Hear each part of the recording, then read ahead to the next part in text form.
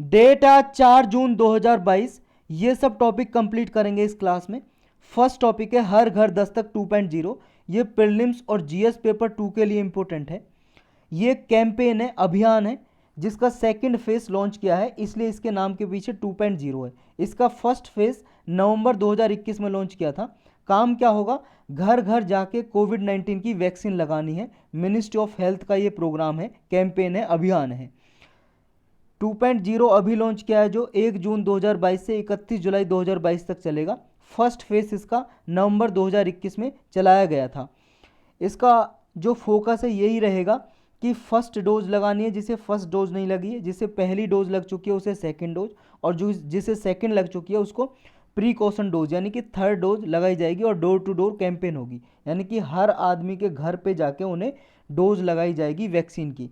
ये कोविड-19 की वैक्सीन है जो उसकी डोज लगाई जाएगी। स्पेशल फोकस रहेगा जो 60 साल से ऊपर के बुजुर्ग लोग हैं उनके ऊपर रहेगा, यानी कि उनको सबसे पहले लगाई जाएगी, और फिर 12 टू 14 ईयर के जो चिल्ड्रन हैं उन पे फोकस रहेगा। जो हर घर दस्तक ये टीकाकरण अभियान है या वैक्सीनेशन कैंपेन है, इसकी इंस्पिरेशन ली थी मिशन इंद्रधनुष से। ये मिशन इंद्रधनुष एक प्रोग्राम है जिसके अंतर्गत जो बच्चे होते हैं ना, चिल्ड्रन, जो जन्म पे, जैसे बच्चे का जन्म हुआ, हॉस्पिटल में जन्म हुआ तो, या घर पे जन्म हुआ तो उनके स्टार्टिंग में जन्म पे ही बहुत सारी वैक्सीन लगाई जाती हैं उन्हें। जैसे पोलियो की वैक्सीन दी जाती है 2 बूंद जिंदगी की मुंह के द्वारा। टीबी की वैक्सीन लगाई जाती है ताकि उन्हें फ्यूचर में टीबी ना हो। और बहुत सारी जैसे आपकी टेटनस वगैरह की वैक्सीन लगाई जाती हैं। इसमें टोटल 10 से 12 टाइप की वैक्सीन लगाई जाती हैं जन्म के दौरान मिशन इंद्रधनुष में। तो इसी से इंस्पिरेशन लेकर, प्रेरणा लेके ये हर घर दस्तक टीकाकरण अभियान चलाया जा रहा है। नेक्स्ट टॉपिक है एंशियंट सिटी इन इराक अनअर्थड। ये प्रीलिम्स के लिए मेजरली इंपॉर्टेंट है। इराक में एक सिटी है, उसकी खुदाई की गई, वहाँ पे कुछ ऐसे एविडेंस मिले, प्रूफ मिले जो 3400 साल पुराने हैं। ये यहाँ पे एक रिजर्वेयर था, लार्जेस्ट रिजर्वेयर इस इराक में। ये खुदाई की गई, यहाँ पे कुछ ऐसे एविडेंस मिले कि 3400 साल पहले यहाँ पे लोग रहा करते थे, और उनकी कल्चर के बारे में, संस्कृति के बारे में पता चला है। ये जो सेटलमेंट है, यहाँ पे एंशियंट सिटी थी जिसका नाम था जाखीकू। जाखीकू ये सिटी है, पॉलिटिकल रीजन हुआ करता था, पॉलिटिकल सेंटर रीजन यहाँ पे। ये ब्रॉन्ज एज सेटलमेंट था यहाँ पे। ब्रॉन्ज एज का मतलब ये ब्रॉन्ज मेटल यूज करते थे, ब्रॉन्ज, इसलिए ब्रॉन्ज एज सेटलमेंट बोलते हैं। यहाँ पे टिग्रिस रिवर है और मोसुल डैम बना हुआ है। ये सिटी है, ये कुर्दिस्तान रीजन में लोकेटेड है। इसे कैमुने के नाम से भी जानते हैं। लगभग 1550 से लेकर 1350 बीसी के टाइम पे यहाँ पे मिटानी एम्पायर रहा करता था। इराक में मिटानी एम्पायर रहा करता था। लगभग 3400 साल हो गए अभी, अगर 21वीं शताब्दी में आप मेजर करोगे इसे टाइम पीरियड को। अर्थ ऐसा माना जाता है कि यहाँ पे अर्थक्वेक आया जिसकी वजह से ये डिस्ट्रॉय हो गई सारी सिटी 1350 बीसी में, अर्थक्वेक की वजह से, भूकंप की वजह से, और सारी ये कोलैप्स हो गई। यहाँ पे जितनी भी संस्कृति थी, सेटलमेंट थी, सारी दीवारें जो यहाँ पे घर वगैरह बने हुए थे, अर्थक्वेक की वजह से ये डिस्ट्रॉय हो गए थे। नेक्स्ट टॉपिक है, इसमें देखो सिर्फ इतना पूछा जा सकता है, जो ये सिटी अभी न्यूज में है, मिटानी एम्पायर न्यूज में है, मित्तानी भी हो सकता है इसका प्रोनाउंसिएशन, या कैमुने नाम की ये न्यूज में है, मोसुल डैम, टिग्रिस रिवर, ये सब आपको याद होने चाहिए। जाखीकू ये कहाँ पे है लोकेशन, ये इराक में है सब, ये लोकेशन आपको याद होनी चाहिए। नेक्स्ट टॉपिक है पेंटेड लियोपार्ड गेको। ये एक छिपकली की प्रजाति है, मेजरली प्रीलिम्स के लिए इंपॉर्टेंट है बस। ये है छिपकली जो आपको दिखाई दे रही है, इसी का नाम है इतना बड़ा, पेंटेड लियोपार्ड गेको। लियोपार्ड इसलिए इसमें क्योंकि जैसे लियोपार्ड पेंटेड होता है ना, थोड़े दाग धब्बे से जैसे होते हैं उसके ऊपर, इस तरह के देखो इस पे धब्बे से बने हुए हैं, इसलिए इसका नाम लेपर्ड रखा गया, leopard gecko, painted leopard gecko. इसका साइंटिफिक नाम है यूबेलेफेरिस पिक्टस। ये 2017 में विशाखापट्टनम में मिली थी, आंध्र प्रदेश में। इनिशियली ऐसा माना गया कि इसकी जो स्पीसीज है वो नॉन है, पहले से ही इसकी स्पीसीज जो ऑलरेडी है उन्हीं की एक स्पीसीज है, लेकिन अभी इसलिए न्यूज में क्योंकि ऐसा आइडेंटिफाई किया गया ये पहले स्पीसीज से मेल नहीं खाती, ये नई स्पीसीज है एक, तो नई स्पीसीज में इसको रखा गया है, इसलिए न्यूज में। कॉमनली ये आंध्र प्रदेश और उड़ीसा में ही पाई जाती है, उड़ीसा और आंध्र प्रदेश के जंगल में। नेक्स्ट टॉपिक है बफेलो पॉक्स। ये प्रीलिम्स और जीएस पेपर 2 और 3 के लिए इंपॉर्टेंट है। बफेलो पॉक्स एक बीमारी है, डिसीज है, जैसे मंकी पॉक्स होता है, अभी मंकी पॉक्स फैला था बहुत ज़्यादा नॉन एंडेमिक कंट्रीज़ में। नॉन एंडेमिक मतलब जहाँ का मंकी पॉक्स जहाँ पे जनरली होता है उनसे भी निकल के, उन देशों से निकल के दूसरी कंट्रीज़ में देखा गया है मंकी पॉक्स के एग्जाम्पल। तो ये न्यूज़ में था, अभी फिर दोबारा से ये न्यूज़ में आ गया बफेलो पॉक्स। बफेलो पॉक्स जो देखा गया सबसे पहले इंडिया में देखा गया था, 1934 में इसको आइडेंटिफाई किया गया था इंडिया में। इंडिया में इसकी आउटब्रेक हुई थी। तो क्या है बफेलो पॉक्स और क्या होता है इसमें, देखते हैं इसको। बफेलो पॉक्स एक जूनोटिक डिसीज है। जूनोटिक डिसीज उसको बोलते हैं जो एनिमल से ह्यूमन में आती है, पहले पशुओं में हुई है फिर उसके बाद ह्यूमन में आई है। ये दोनों को होती है, पशुओं को भी, बफेलो को भी, और किसको होती है, आदमी को भी होती है। जो इसका रूट कॉज है वो स्मॉल पॉक्स वैक्सीन से निकल के आया है। लाइव वायरस यूज किया बफेलो को इनोकुलेट करने के लिए। इनोकुलेट का मतलब है वैक्सीनेशन करने के लिए, बफेलो को टीकाकरण करने के लिए उसमें स्मॉल पॉक्स का वायरस डाला गया, वैक्सीन लगाई गई बफेलो को भी। लेकिन ओवर द टाइम क्या हुआ, बफेलो को तो वैक्सीन इसलिए लगाई थी कि बफेलो को स्मॉल पॉक्स बीमारी ना हो, स्मॉल पॉक्स बीमारी ना हो। लेकिन ओवर द टाइम जब वो वैक्सीन लगाई बफेलो में, भैंस में, तो क्या हुआ, भैंस में ही एक नया वायरस डेवलप हो गया और ये ही वायरस इवॉल्व हो गया और उसका नाम रखा गया बफेलो पॉक्स। बफेलो पॉक्स कैसा होता है, देखो इस तरह से दिखाई देता है। ये भैंस है, ये पार्ट दिखाई दे रहा है आपको भैंस के, ये थन है, थन के आसपास कुछ इस तरह के घाव बन जाते हैं, ये घाव दिखाई दे रहे हैं, कुछ फपोले टाइप के हो जाते हैं, ये इस तरह के आपको दिखाई दे रहे हैं। या यहाँ पे जो ये वाला रीजन है, इस जहाँ पे दोनों टांगें जुड़ी हुई हैं, ये वाले रीजन में हो जाते हैं। तो इस तरह से उसको हो जाते हैं। और आदमी को होता है तो इस तरह से, जैसे स्मॉल पॉक्स में होता है इस तरह से, इस तरह से बफेलो पॉक्स में ऐसे फफोले टाइप के हो जाते हैं, ये घाव बन जाते हैं, रेसिस हो जाते हैं। ये बफेलो पॉक्स वायरस, ये बफेलो पॉक्स बीमारी बफेलो पॉक्स वायरस से ही होती है। और इसे देखो पॉक्स विरिडा भी बोलते हैं, पॉक्स विरिडा। नेचुरल होस्ट इसका बफेलो ही है, बफेलो से निकला है ये वायरस। इसे ऑर्थोपॉक्स वायरस के नाम से भी जाना जाता है। इसमें सिम्टम कैसे दिखाई देते हैं, लक्षण, जैसा हमने देखा अडर में लीजन बन जाते हैं, लीजर का मतलब एक तरह से घाव बन जाते हैं, अडर का मतलब थन, जो भैंस के थन है वहाँ पे, टीट्स पे बन जाते हैं भैंस के, इंगुइनल रीजन में, इंगुइनल रीजन जहाँ पे दोनों टांगें जुड़ती हैं वो वाला रीजन, कमर वाला रीजन जो होता है भैंस का, वहाँ पे बन जाते हैं। और over the time base, inner surface पे, आई पे, ईयर पे, इन सब पे घाव देखने को मिलते हैं, रेसिस या फफोले टाइप हो जाते हैं।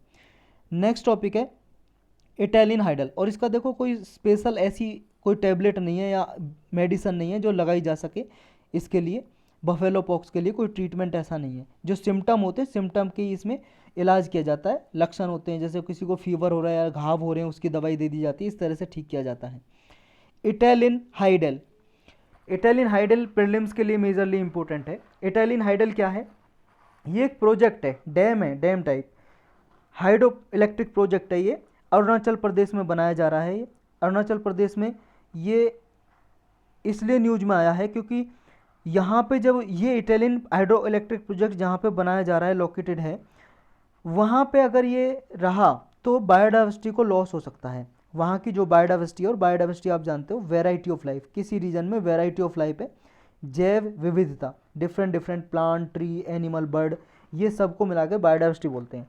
तो ये इस डैम की वजह से, हाइड्रो इलेक्ट्रिक प्रोजेक्ट की वजह से बायोडाइवर्सिटी को नुकसान हो सकता है, इसलिए न्यूज में आया। तो वहाँ पे जो वाइल्ड लाइफ साइंटिस्ट हैं, कंजर्वेशनिस्ट हैं, जो इन्वायरमेंट को बचाना चाहते हैं, ऐसे समाज सेवक जो पर्यावरण के लिए काम करते हैं, तो वो इसका विरोध कर रहे हैं, इसलिए न्यूज में आया। तो बस आपको लोकेशन याद रखनी है, इटैलियन हाइड्रो इलेक्ट्रिक प्रोजेक्ट कहाँ पे है और कौन सी रिवर पे बना हुआ है।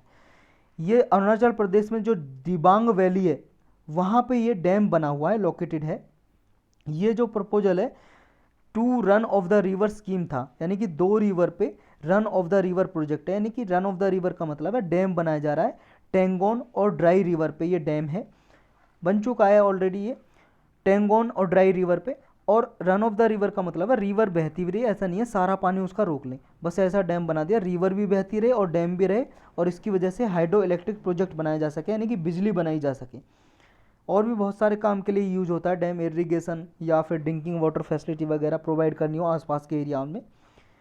हिमालय जोन में आता है ये जो रीजन जहाँ पे डैम बना हुआ है इटैलियन नाम का, और ये बायो जियोग्राफिकल प्रोविंस मानते हैं इसे, richest bio geographical province Himalayan region की।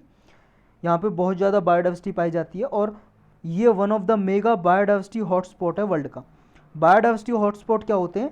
ऐसा एरिया जहाँ पे 70% से ज़्यादा उसकी जो बायोडाइवर्सिटी है वो लॉस हो चुकी है, ख़त्म हो चुकी है, एक्सटिंक्ट हो चुकी है। 1500 से ज़्यादा स्पीसीज पाए जाते हैं और उसकी जो बायोडाइवर्सिटी है वहाँ पे बहुत ही रिचेस्ट बायोडाइवर्सिटी है। ऐसे एरिया को डिक्लेयर करते हैं बायोडाइवर्सिटी हॉटस्पॉट।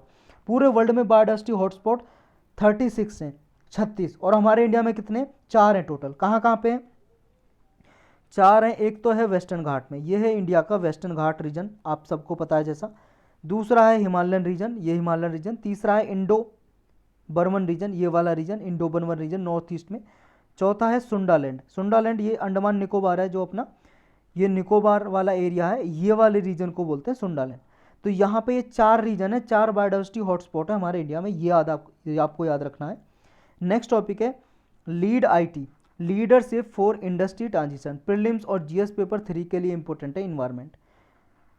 इसमें 3 चीज़ें याद रखनी है, 3-4 चीज़ें हैं। पहला, ये किसका है और काम क्या है इसका, और अभी न्यूज़ में क्यों है। इंडिया और स्वीडन ने होस्ट किया है इस इंडस्ट्री ट्रांजिशन डायलॉग को। ये स्टॉकहोम में कंडक्ट कराया जा रहा है, और जिसको इंडिया और स्वीडन मिलकर होस्ट कर रहे हैं, मेजबानी कर रहे हैं, यानी कि कंडक्ट करा रहे हैं। स्टॉकहोम आपको पता है स्वीडन की कैपिटल, और स्वीडन कहाँ पे है? ये वर्ल्ड मैप देख रहे हो, इधर देखो, नॉर्वे के पास स्वीडन, बीच में ग्रीन ग्रीन हरा सा दिखाई दे रहा है आपको।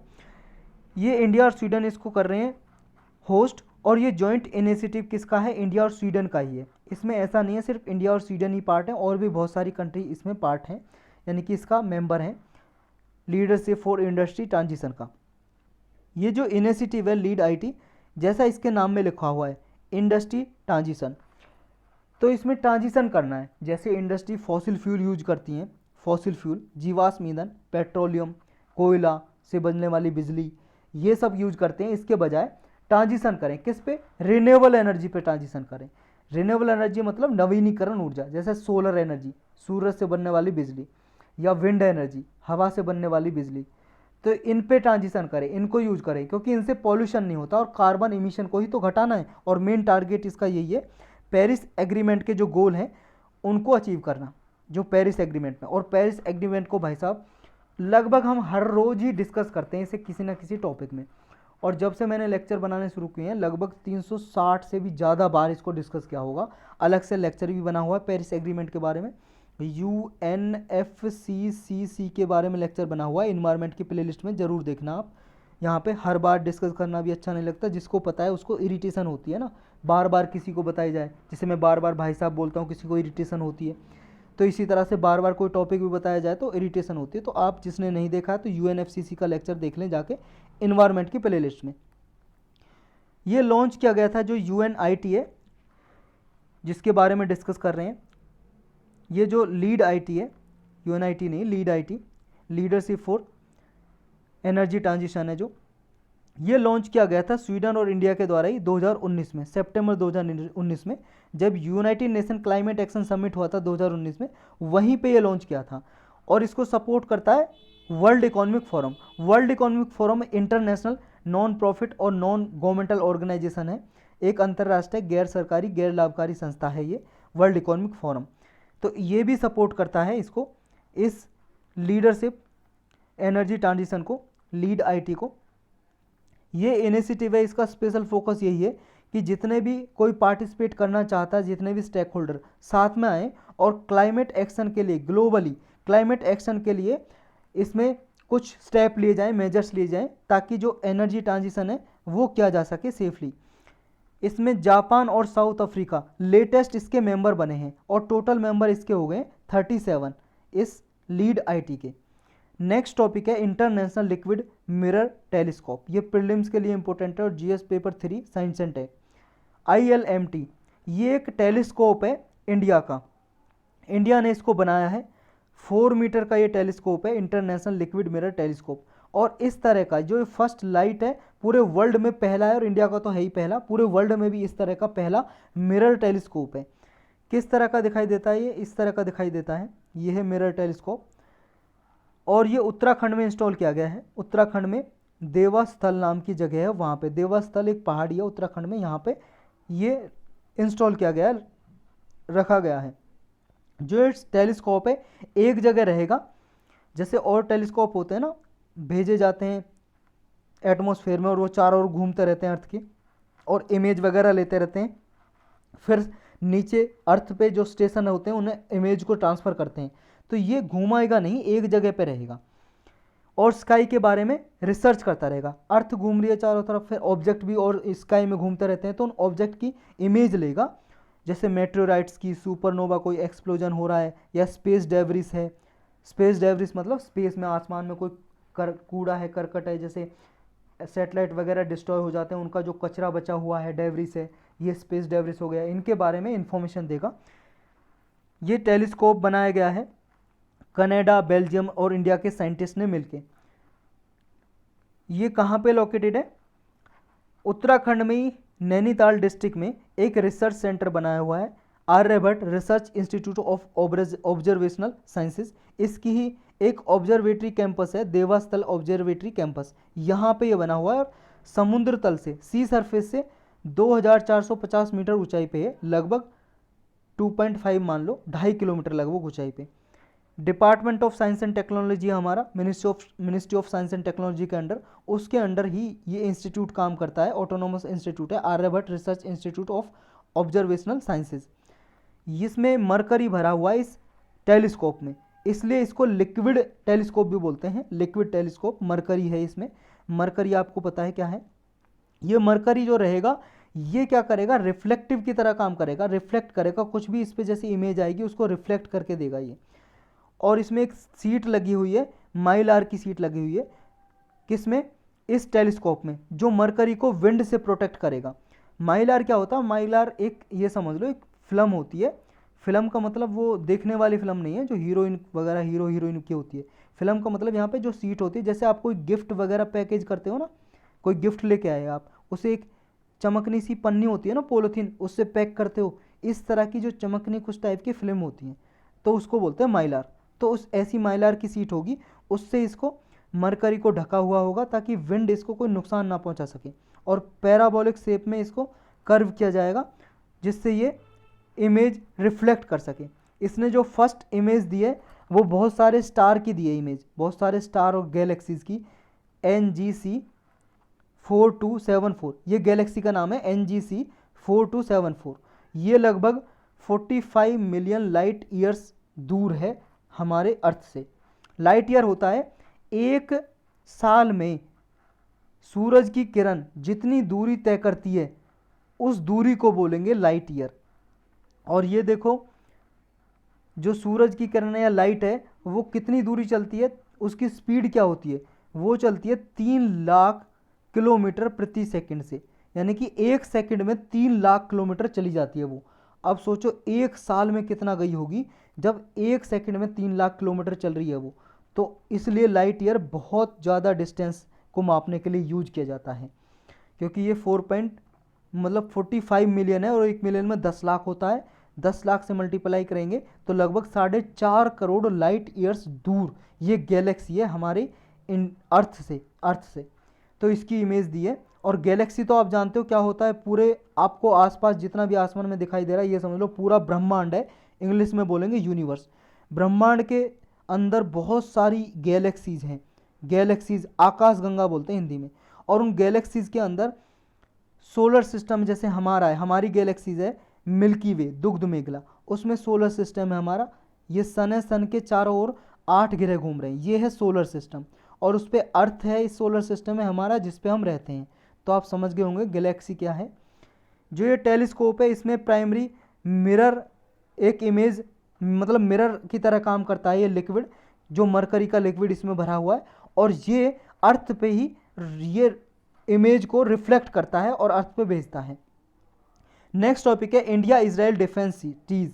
ये प्रीलिम्स और जीएस पेपर 2 के लिए इंपॉर्टेंट है। अभी इंडिया और इजराइल ने एक विजन स्टेटमेंट साइन किया है, तो इतना याद रखना, विजन स्टेटमेंट किसके बीच में साइन हुई है? इंडिया और इजराइल के बीच में। इंडिया के डिफेंस मिनिस्टर राजनाथ सिंह जी और इजराइल के डिफेंस मिनिस्टर बेन्नी गंट्ज जी, ये इंडिया में आए थे, इन्होंने साइन किए। इंडिया और इजराइल की जो डिफेंस रिलेशनशिप है 30 साल पूरे हो चुके हैं, और इन्होंने आगे government to government framework, military training और टेक्नोलॉजिकल ऑपरेशन में भी पार्टिसिपेशन किया है। अनमेंड एयर व्हीकल दोनों पार्टिसिपेट करते हैं इन्हें बनाने में। अनमेंड एयर व्हीकल मतलब जो आदमी के बिना कुछ एयरक्राफ्ट चलते हैं। डिफेंसिव कैपेबिलिटी बढ़ाने के लिए भी दोनों पार्टिसिपेट करते हैं। और एक लेटर ऑफ इंटेंट भी साइन हुआ दोनों कंट्रीज के बीच में। लेटर ऑफ इंटेंट एक एग्रीमेंट ही होता है, MOU type, memorandum of understanding. ये एक ऐसा एग्रीमेंट होता है जो लीगली बाइंडिंग होता है। जैसे ये साइन किया है तो अब लीगली बाइंडिंग होगा, दोनों को ये शर्तें जो दी हैं इस एग्रीमेंट में वो माननी होती हैं। तो फ्यूचरिस्टिक डिफेंस टेक्नोलॉजी के लिए लेटर ऑफ इंटेंटमेंट साइन किया है, तो दोनों कंट्री के बीच में कोऑपरेशन और इन्हेंस की जा सके, बढ़ाई जा सके।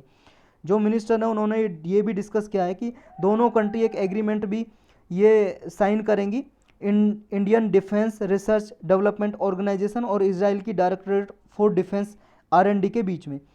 ये इजराइल की एक ऑर्गेनाइजेशन है, directorate for defence and R and D, और इंडिया की DRDO, इनके बीच में भी एग्रीमेंट साइन करने के लिए डिस्कस किया है कि आगे कोऑपरेशन बढ़ाया जाए। नेक्स्ट टॉपिक है पंडित भजन सोपोरी। ये प्रीलिम्स के लिए बस इंपॉर्टेंट है, वैसे भी ऐसे क्वेश्चन बहुत कम पूछे जाते हैं, लेकिन PCS वगैरह में या फिर और कोई एग्ज़ाम की तैयारी कर रहे हो आप, जैसे आप UPSC का EPFO का एग्ज़ाम हो गया या असिस्टेंट कमांडेंट का हो गया, तो उस तरह के एग्ज़ाम में भी पूछे जा सकते हैं। पंडित भजन सोपोरी अभी रिसेंटली न्यूज़ में इनकी डेथ हो गई है, इसलिए न्यूज़ में। ये कौन थे बस इतना जानना है। ये संतूर वादक थे, संतूर बजाते थे, इन्हें इसलिए इनको सेंट ऑफ संतूर भी बोलते हैं, संत ऑफ संतूर। ये इंस्ट्रूमेंट होता है संतूर जिसको ये बजा रहे हैं। इन्होंने बहुत सारे गाने गाए हैं, प्रेयर गाई है, प्रार्थना। इनके जो गाने हैं पेट्रियोटिक सॉन्ग, उनको तारन ए वतन भी बोलते हैं, तारन ए वतन, जिसका मतलब पेट्रियोटिक सॉन्ग, देशभक्ति सॉन्ग। नेक्स्ट टॉपिक है अंजलई पोन्नुसामी। ये भी सिर्फ प्रीलिम्स के लिए इंपॉर्टेंट है। अभी प्राइम मिनिस्टर नरेंद्र मोदी जी ने कंडोलेंस यानी कि दुख प्रकट किया है क्योंकि इनकी डेथ हो गई है अंजलई पोन्नुसामी की। ये हैं अंजलई पोन्नुसामी, ये मलेशिया की थी। मलेशिया आप जानते हो कहाँ पे है, ये है मलेशिया, आप देख रहे हो ये वाला। इंडिया से क्या रिलेशन है इनका? इंडिया से रिलेशन है भाई साहब, क्योंकि जो इंडियन नेशनल आर्मी थी उनको इन्होंने ज्वाइन किया था 1943 में। इंडियन नेशनल आर्मी को ज्वाइन किया था अंजलई जी ने। इंडियन नेशनल आर्मी के बारे में तो आप जानते हो, इसका आइडिया दिया था सबसे पहले मोहन सिंह ने।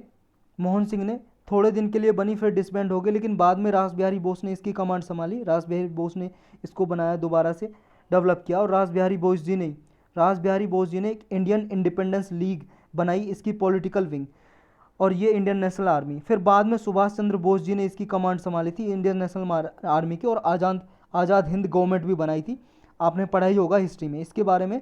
प्रीलिम्स में भी 2021 में क्वेश्चन पूछा है। इंडियन नेशनल आर्मी के कुछ जवान थे, सैनिक थे, या जिसने पार्टिसिपेट किया था, उनके बारे में क्वेश्चन पूछा था, तो इसके बारे में डिटेल से आपको पढ़ना चाहिए। और जो इंडियन नेशनल आर्मी है इसकी 5 रेजिमेंट थी, जैसे महात्मा गांधी रेजिमेंट, रेजिमेंट का मतलब टुकड़ी मान लो, उसमें कुछ सैनिक होते थे। महात्मा गांधी रेजिमेंट, एक थी जवाहरलाल नेहरू रेजिमेंट, एक थी सुभाष चंद्र बोस के नाम पे, और एक थी मौलाना जी के नाम पे मौलाना रेजिमेंट, और एक थी झांसी की रानी लक्ष्मीबाई जी के नाम पे रानी ऑफ झांसी रेजिमेंट। ये वुमन रेजिमेंट थी, इसमें महिलाएं थी सैनिक।